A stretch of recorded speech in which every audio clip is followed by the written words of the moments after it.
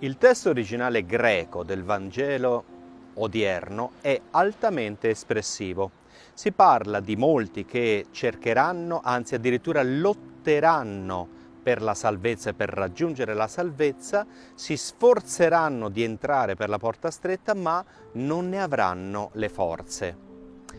Salvezza è il contrario di dissipare, di perdere, di rovinare. Salvare la vita significa mantenerla, custodirla. Il contrario è appunto disperderla, disgregarla.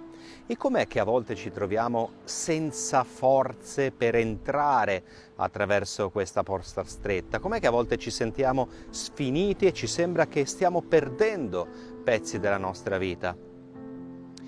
All'interno del Vangelo si parla di Gesù tira fuori una parabola e di alcune persone che stanno lì a bussare alla porta per entrare in paradiso, per entrare nel regno di Dio, e ricevono da Dio una risposta durissima: io non vi conosco, non so di dove siete.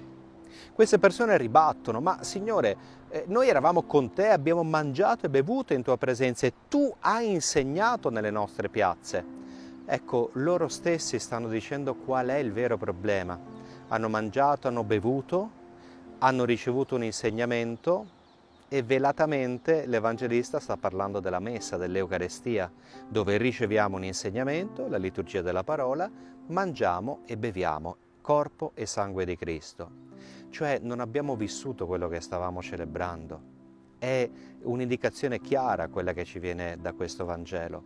Troppe volte noi non abbiamo le forze, le energie per far fronte alle pesantezze, alle difficoltà della vita perché non abbiamo vissuto quello che abbiamo celebrato. Ecco, la messa non è semplicemente un orpello della nostra vita spirituale, nel cuore è la culmine e il fonte di ogni vita spirituale. Ecco, allora lasciamoci plasmare da quello che celebriamo e vedremo come dall'Eucarestia vissuta tanta energia, tanta forza, tanta solidità giungerà anche alle nostre vite.